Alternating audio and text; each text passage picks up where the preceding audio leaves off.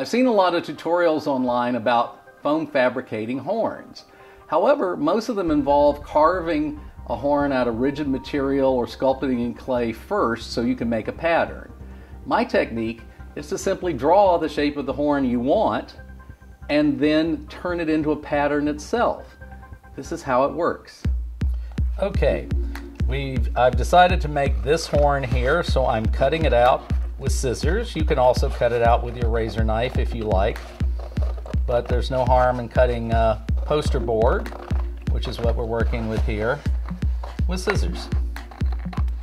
Now what we have here is a profile or a shape of what your horn is going to look like. I'm going to be making some fairly large horns today, and so we're using a 3/8 inch thick foam.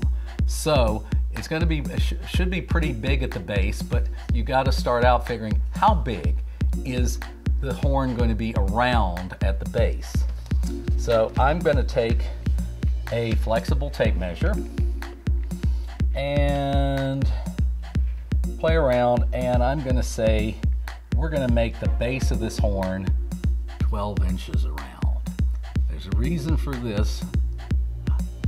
What the horn is going to be is in 4 pieces, so we're going to make the base of each pattern piece 3 inches, because 12 divided by 3 is 4 pieces.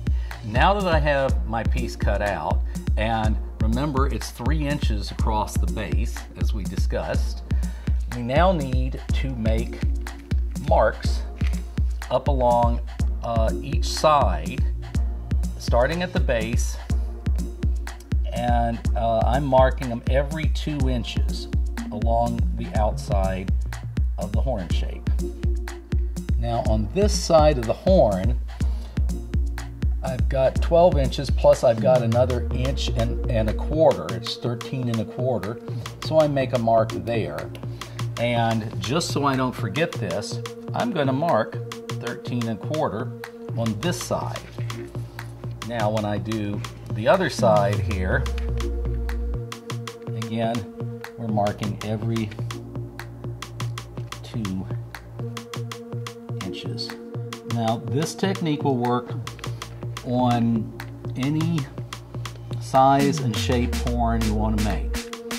So just like the images I showed you before, now this is pretty much right at 12 at the top. So this will be 12 inches on this side.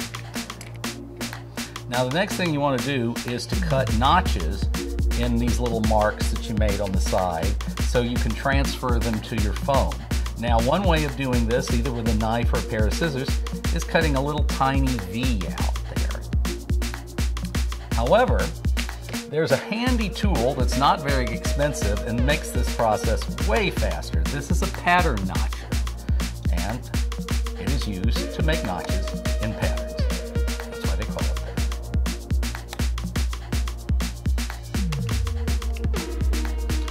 Make sure you notch both sides.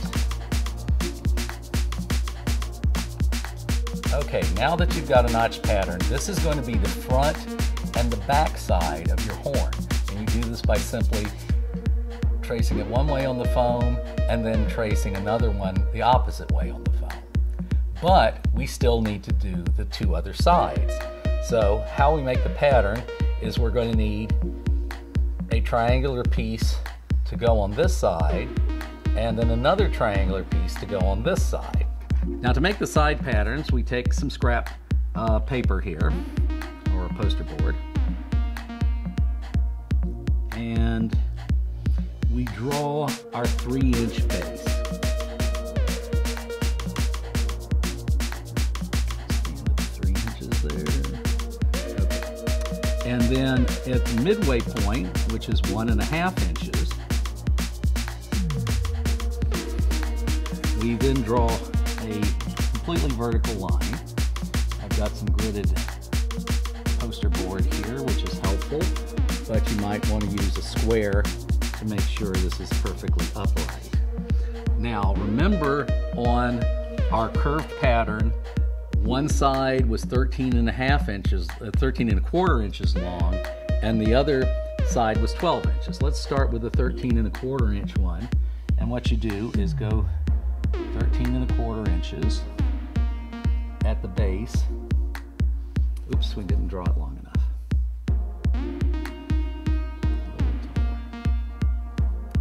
Okay, so we've got vertical line and the horizontal line there is the base.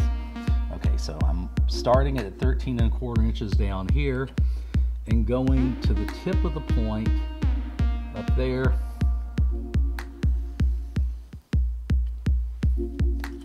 And do the same thing on the other side. And what we wind up with is a perfectly symmetrical triangle. Okay, this may not make sense at first yet, but then what you do is, starting at the bottom, because we started at the bottom on the other piece, is mark every 2 inches.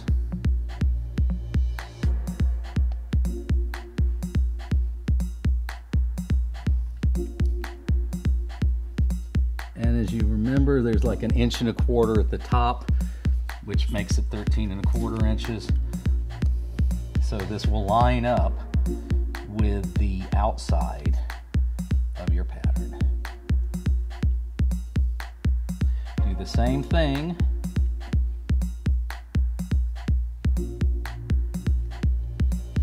on the other side. Okay, so we're cutting this triangular piece out. This is the 13½ inch side of the horn, and just like we did on the other piece, we're going to notch it. Like I say, if you don't have one of these handy notchers, you can do this by cutting a little tiny V in the edge. These are going to generate what we call alignment marks when you transfer this pattern to foam. I'm gonna notch it kind of shallow here because I don't want to cut the tip off this. Here we have our first side pattern, which is the one that's 13¼ inches. Now you're going to repeat this same process to make the other side pattern, but instead of being 13 inches long from the base, it's only going to be 12 inches long, because remember, one side is shorter than the other. So now we have 3 patterns. This piece, which you drew originally, which is the front and the back, you just flip it over. Then you have the long side, the 13¼ that goes on that end, and then you have the 12-inch pattern that goes on the far end. Now we're ready to start cutting foam.